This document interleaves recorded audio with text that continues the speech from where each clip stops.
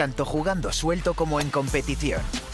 Tanto si se trata de un rápido 9 hoyos o de un gran 36. Tanto si juegas bajo presión o arrasando, siempre das lo mejor de ti. Nuevo Fuel de FootJoy.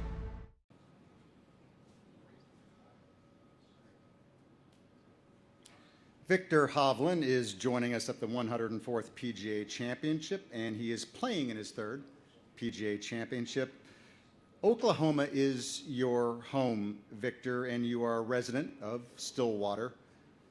How often or how many times have you played Southern Hills? I played it for the first time in college. We played the Big 12s out here my sophomore year, and then I never played it anytime else until they redid it, and I probably played it 5-6 times since then. And mostly those rounds have been last couple months. Got it. And how does it fit your eye? I think it's good. I remember there being a lot more trees the first time I came here. They've added a bunch of length and they've made it a little bit more open, but at the same time, you still got to drive it really well out here. So that aspect, I feel like it fits me really well. There's no really faking it. But you got to have a lot of good short game shots around the greens because it's all fairway around the green. It's not just like rough if you miss the green. So I think that that kind of allows you to use some creativity around the greens. Did you have to fill a lot of ticket requests this week? We're working on it. I'm trying to please all my buddies. So we'll see. Very good. All right. Questions, ladies and gentlemen. Microphone number 10, please. Viktor, is there a stretch on the course, either in one direction or the other, where you think it will be decided, either a chance to go low, maybe 10 through 13, or a stretch where you really have to hold on? What do you think is going to be the keys to really managing your game and for everybody this week? Yeah, it's a good question. I haven't given that much thought, to be honest, but definitely 10 through 13, if you get hot, you can make some birdies there. But I feel like the course is kind of like that. You know, if you hit 2 good shots on the tough par 4s, you can make a birdie. But at the same time, you don't have to be very far off to make bogeys. And I think the whole course is kind of like that. So certain situations you can be pretty aggressive and go for that birdie. And maybe some other holes you might just try to play middle of the green and give yourself a stress-free par. So it's going to depend. I think you can get on some hot runs anywhere on the golf course, and then you can really make some bogey streaks as well if you're not on your game. You mentioned those 4 or 5 times you've been here recently. Has it been a progressive learning process each time? You're figuring out more and more stuff about the course, or how's that been? I'd say so. I haven't messed around too much with strategy. But the interesting thing with this golf course is that you got so many different tee boxes. So I've at least tried to play different tee boxes every single time I've been here. One thing that's kind of been the biggest difference is the last few weeks when I've been here, they've kind of top dressed the greens and they've been very soft just to protect the greens headed into this week. So I think that's the thing that I have to get used to the most, just seeing the ball bounce a little bit firmer, roll off some of the greens that it didn't the last couple of times I was here. I think that's kind of the biggest difference. Microphone 11, please. Viktor, good to see you again. How nice was it to just come up the road for a major championship? Yeah, it's a little bit weird. Living in Stillwater, it kind of feels like you're away from the PGA Tour a little bit. You get to relax, which is very nice. I like that aspect of it, but it's kind of weird just driving an hour away from Stillwater and then suddenly here at Southern Hills and playing a major championship. So it's a little different, but it makes me feel comfortable. Obviously, in 2018 at Carson, you saw the OSU fan base turn out for a big event. How much are you expecting when it comes to the orange in the gallery this week? Yeah, obviously Tulsa's maybe a neutral ground with the Sooners and the Pokes, but I already heard a lot of Go Pokes in the gallery today. I just finished playing the front 9, and it seems like there's a lot of support out there, which I really appreciate. Hopefully that can get me going. Front row on microphone 2. Viktor, you mentioned that around the greens you've got to be creative, and obviously your chipping numbers aren't what you want them to be. Where does that factor in here? Is that good that you need to be creative? Is that something you feel that you're better than conventional chipping? I would say probably statistically, it probably doesn't help me very much. I think statistically, I'm actually a pretty decent chipper out of the rough, so that would play more into my hands. But I feel like I've really gotten better the last few weeks of chipping off of tighter lies. And obviously, I would say when it's tight fairways around the greens, it lends itself to a better short game because you can maybe take on a few more shots than you wouldn't have if you don't have the best short game. But at the same time, you take on too much, the penalty is also there. So there's a lot of variables in that. Question on microphone number 3. Victor, you've played once since the Masters, and that was a team event. Did you make good use of your time off? And are you 100% sharp coming into this after a 3-week layoff? Yeah, I would say I spent the last 3 weeks really well. I was not very happy with my game the last few weeks. Not that it was that far off, but I was just doing a few more dumb mistakes than I normally do. So I was pretty motivated to get to work, and the last 3 weeks have been really good. I feel like my game's in a way better place. But at the same time, you know, there's always stuff to work on. But I feel like my game's good enough to really contend this week, and yeah, I wouldn't be surprised if I get off to a nice start and play well this week. Those last few weeks, you meant going into the Masters, including the Masters. Is that what you meant? You weren't happy with your game? Yeah, just overall the last, 3-4 tournaments that I've played, could obviously get better, but that's golf. Sometimes it goes up and down. Question on mic number 4, please. Victor, what do you think it'll be like when we start on Thursday and you get to the 3rd hole and you've got guys maybe on the 6th tee and you're on the 7th and you got guys coming in on 6th? That whole area there, Yeah. What are you anticipating? Could be really slow. Just depends where they put the tee boxes. I was very surprised to see the tee box on 3 move all the way back there. Normally when I play here, I just play on the tee box right across the creek. I mean, if you depend on where you put the tee on 6, it doesn't really interfere that much. You still probably have to wait a little bit, but especially that corner could be really slow. So it depends if they're playing it all the way back on all those holes at the same time. Then it could potentially be really slow. But if they mix it up, on maybe one of those holes they put it up, then I don't think it could be as bad. But I guess we'll figure it out. What do you think will happen on 7? Do you wait for a guy, if it's moving slowly, if you will? Do you wait for someone to hit in so you don't hear a thud and a cheer before you hit? How does that work? Yeah, I would certainly do that. It's just you don't want to be thinking over the ball that, is the ball going to land now or now or now? So you kind of want to get that out of the way and then get ready for your shot. So, and I'm sure the player on the tee would maybe communicate with the guy back on 6th tee to make sure who's going, but then that makes it go pretty slow. So, well, we'll see how that goes. Back row on mic 14. Victor, Taylor Gooch was in here just a little while ago, and he said he feels pretty comfortable here. Part of it's location, but he said if the wind picks up some, I'll be even more comfortable. Would you like to see more wind this week? Sure. I've been here the last 3 weeks, and it's been really windy here. So I feel like, I've got a good advantage for that low shot. I'm very comfortable with that, even into some of the greens, especially off the tee. The only thing with this golf course is that I mainly play Carson Creek, and the greens are usually fairly soft, and the greens sit a little bit lower. Not like these greens where they're all tiered up. So when the greens are teed up and the wind starts blowing, you can't really hit it too low because you just won't be able to stop it on the green. So that's what really makes this course hard if the wind starts pumping.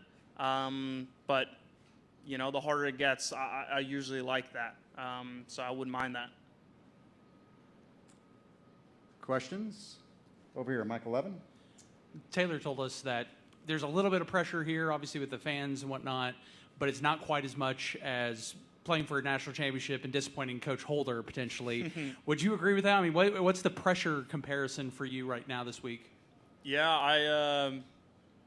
I mean, just comparing it to the national championship in 2018, that was a lot of pressure. I thought we had an amazing season just leading into that tournament, and we knew there were going to be a lot of orange watching us play and kind of expecting us to do well. So that was a lot of pressure. It's a little bit different when it's not a team event. You know, the fans, if you will, they have plenty of guys to root for out here. I think we have 5 in the field this week. So, you know, I think I just see it as a positive. You know, they're out there wanting you to do well, and they'll cheer you on if you hit a good shot, and if you're in a bad spot, they'll try to encourage you. So that's all positive in that way. The national championship was it was more like we need to play well for the fans, you know. So it's a little different situation. Another one of those Cowboys is a fellow Scandinavian as well. How much did you know of Alex Norm before coming to Oklahoma State, and what's the relationship been like now that you're a colleague with him essentially on the tour? Yeah, not to talk down on him by any means, but when I came to Oklahoma State, I didn't really know Alex went to Oklahoma State because they just had so many guys. No, I've become really good friends with Alex. He's a great guy, and played a couple practice rounds together, and yeah, he actually called me yesterday, and we just talked about maybe getting dinner in Stillwater and something like that. So it's cool to have a couple of those guys that don't live in Oklahoma but went to Oklahoma State to come back here and just talk about some of the great memories that we've had here. Microphone number 9, please. Hey, Victor, what are your thoughts on this tournament being without its defending champion, and conversely, Tiger Woods rocking up to give it another go this week? Yeah, I mean, it's a bizarre situation, that's for sure. It's not often a defending major champion doesn't come back to defend. The only one that I can remember was when Rory got injured. So it's certainly a weird situation. I think we all would have liked to have Phil here to tee it up and see how he would have done. The tournament, or the way that he won it last year, was pretty spectacular. So, it's just a weird situation. And what about Tiger coming back to give it another go here?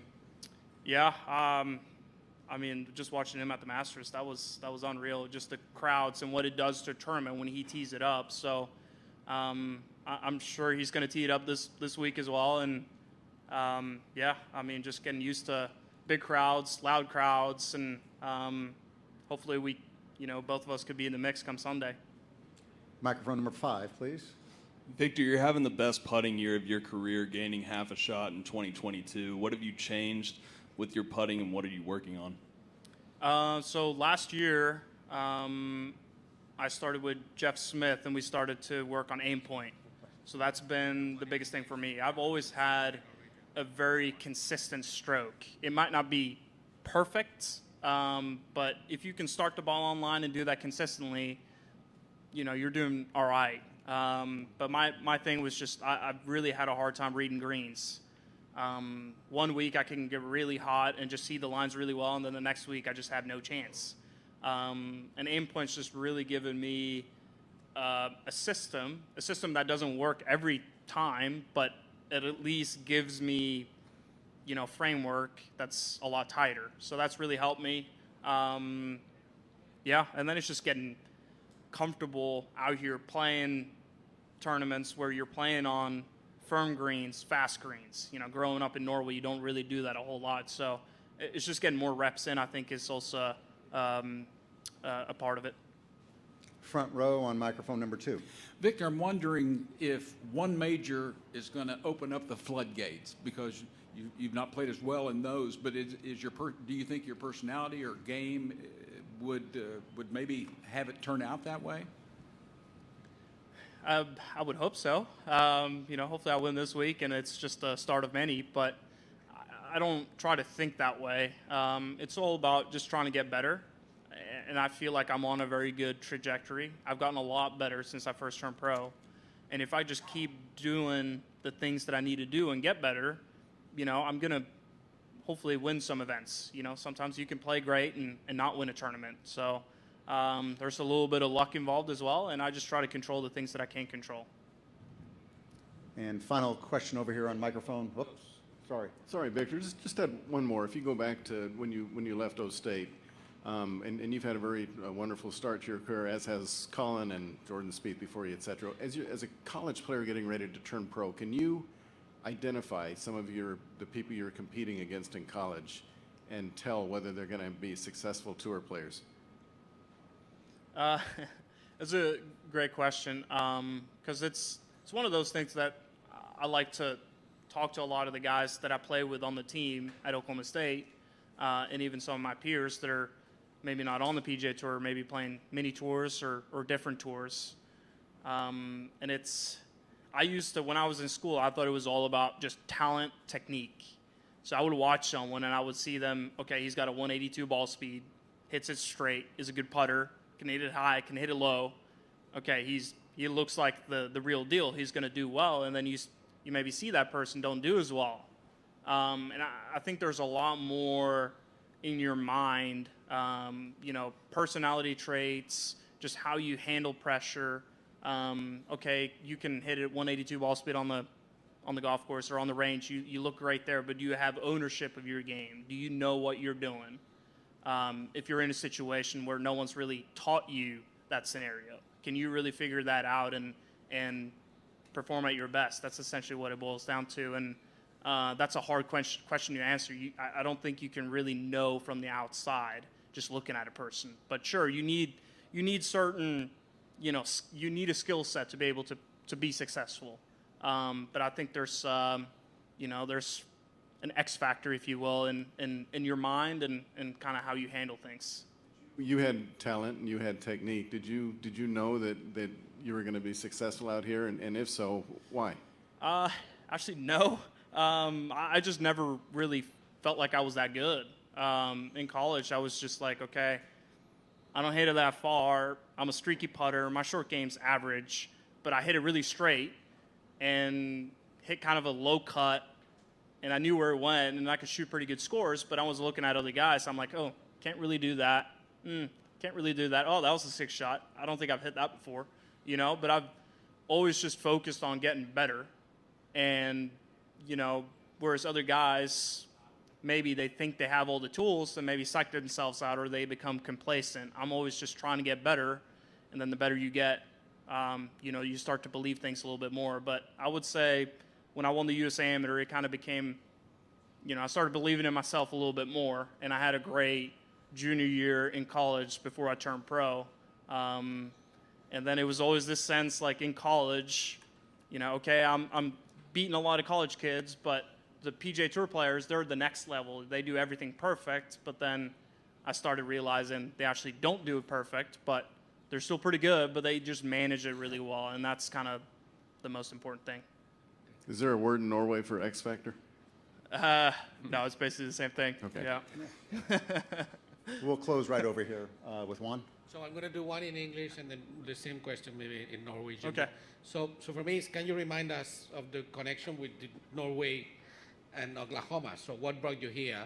And after your experience, what things here makes a Norwegian feel comfortable? And what things in Norway will make an Oklahoman feel comfortable? Wow. Yeah, obviously for me, it was really cool to go to Oklahoma State with, you know, ties to Karsten Solheim. You know, he was from Bergen, Norway. So in a sense, you know, Oklahoma's and Stillwater's really far away from Norway. It's really not that similar at all. But to have that kind of tie and have a bunch of Scandinavian players playing for Oklahoma State, and I was lucky to have Christopher Ventura as a teammate when I came to school here, just kind of making it feel really comfortable. It's just a really simple lifestyle in Stillwater, and you have great people around you. It's just kind of, you feel comfortable. That's kind of the key word. I don't even know where I'm going to start with, you know, comparing Oslo to Stillwater, but you know, I'm from a big city in Norway, but it doesn't quite have that feel. whereas Stillwater is a really small town, but then again, it doesn't quite feel that small either. So it's just I don't know, it's kind of weird. You have to check it out for yourself. So for Norwegian, I make it shorter. So what's your personal bridge between Norway and Oklahoma, both ways? So yeah. I mean, I guess... No, in Norwegian, please. In Norwegian, yeah. You don't need to say exactly the same thing. Ja. Nei, det er jo to helt forskjellige steder, men vil jo si at kanskje en ting er at naturen er ganske viktig i Oklahoma. Du har veldig mye fri natur, og du kan jakte, du kan fiske og gjøre mye rart, og det tror jeg mange nordmenn kan relatere seg til. Men ellers så er det ikke så veldig mye som er likt. The last thing is, I mean, does it feel like a home game for you here in Norwegian also? I mean, how much advantage do you have here? Yeah. Ja, jeg føler meg komfortabel her. Det er en time unna der hvor jeg bor, og jeg har spilt banen her flere ganger, så på den siden så føles det ganske rolig og behagelig ut. Men altså, golfbanen er tøff, og den driter litt i hvor du bor eller hvor du er fra. Du må liksom spille bra golf. Det er ikke noe hokus pokus. Yep. Thank you for spending some time with us today, Victor. Thank you. Good luck this week.